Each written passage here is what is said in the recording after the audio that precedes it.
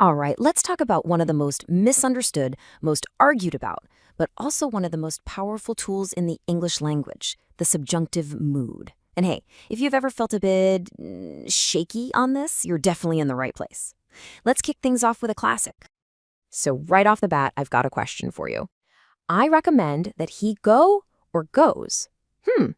If you hesitated even for a split second, you've just bumped right into the heart of all the confusion. And just so you know, the answer is go, and by the time we're done here, you're going to know exactly why. You know, to really set the stage for what we're doing today, I absolutely love this quote from the linguist Jeff Pullum. It just perfectly captures all the myths and rumors flying around. So our mission today is to cut through all that confusion, bust a few of those myths, and give you a clear, practical guide so you can use this thing with total confidence. So, here's our game plan. First, we're going to go hunting for this so-called elusive subjunctive. We'll figure out what this mood thing even is. Then, we'll get into the two main types, the present and the past. After that, we'll dive into some fascinating myths and trends before we wrap it all up and turn this into your own personal grammar superpower. All right, let's dive in. Okay, let's start the hunt. You know, people talk about the subjunctive like it's this rare, ancient verb form that's barely hanging on from Old English. But the truth is, it's actually hiding in plain sight, and it's doing some really important work in our language every single day. So what is this thing really? Well, at its heart, the subjunctive is all about talking about things that aren't, well, real, at least not yet.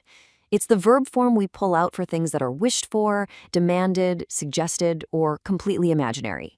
So while your normal indicative mood states a fact, like he is here, the subjunctive explores a possibility. I wish he were here. It is quite literally the mood of what if and if only. All right, let's get into the nitty-gritty, starting with the present subjunctive. This is the one you're going to see a lot in more formal situations, especially when we're talking about demands, recommendations, that sort of thing.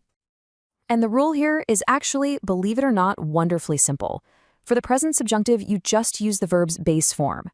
That's the dictionary version, the infinitive without the to. And here's the best part. It doesn't matter who the subject is. I, you, he, she, they. It's all the same. The verb never changes. It just stays in its simplest, barest form. Okay, check this out. On the left, you've got the normal, everyday indicative mood stating facts. The verbs get conjugated like you'd expect. He leaves, she is. But now, look over to the right.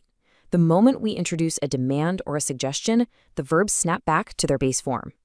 Leaves becomes leave. The S just disappears. And even more noticeably, is becomes be. That right there is the present subjunctive in action. So, how do you know when to use it? Well, you just have to look for the triggers. These verbs in the main clause are like big flashing signs. Anytime you say, I suggest that, or they demand that, the verb that follows in the next part of the sentence is gonna be in the subjunctive. They basically set the stage for it. And it's not just single verbs either. You gotta watch out for these common phrases too. Anytime you're really trying to stress how important or urgent something is, with a phrase like it is crucial that, or it is necessary that, the verb that follows is gonna be in that simple base form. Like, it is crucial that he be on time. So we've got the commands and proposals down. Now let's jump into its partner in crime, the past subjunctive. And if the present subjunctive is for formal demands, this one is for building unreal worlds. This is the language of wishing and daydreaming. And you're gonna love this, because the rule here is just as simple. When you're talking about hypothetical situations, things that are contrary to fact, the past form of the verb to be is always, and I mean always, were. Doesn't matter who the subject is. I were, you were, he were, she were. It sounds a little weird at first, right? But that's the telltale sign that we're not in reality anymore. I mean, look at this. The difference is just so clear.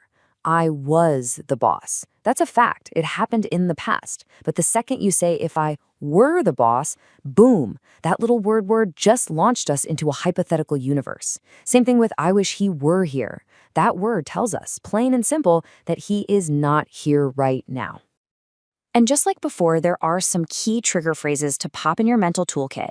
Anytime you see these phrases, you know you're dealing with an unreal situation that needs the past subjunctive. If I were a billionaire, I wish I knew the answer. He talks as if he were the expert. These phrases are your gateway to the world of what ifs.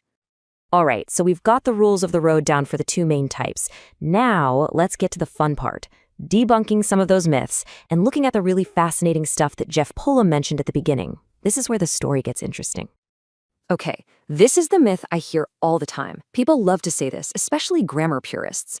Oh, nobody uses the subjunctive anymore. It's a dying, archaic form. And it kind of sounds like it could be true, right? English changes, it gets simpler, but is it actually dying? And the answer, which might actually shock you, is nope, not even close. In fact, linguistic data shows the exact opposite. The use of that I demand he leave type of subjunctive actually went up during the 20th century in both American and British English. It's not just hanging on, it's thriving. How crazy is that? Now, there is one little wrinkle here, especially if you're talking to folks from different parts of the world. While it's used in both American and British English, there's a difference in preference. In American English, we tend to stick to that classic I suggest he leave form. But in British English, you're much more likely to hear an alternative with should, like I suggest he should leave. Both are perfectly fine, it's just a little regional flavor. Okay, we've busted the myths, we've learned the rules, so what's the big takeaway? It's time to stop being afraid of this subjunctive, to stop thinking of it as some dusty old rule.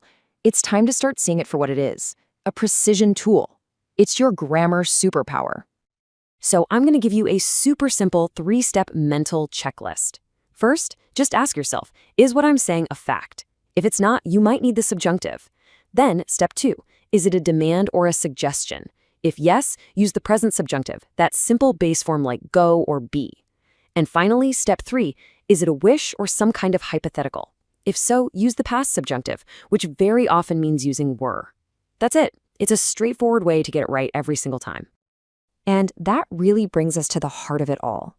The subjunctive is what lets us talk about the world not just as it is, but as we want it to be, as we imagine it could be, or as we insist it should be. It adds this layer of precision and formality that's sometimes exactly what you need. So the next time you hear someone say, it is vital that this be done, you won't even blink. You'll know exactly what's happening and why. So, be it.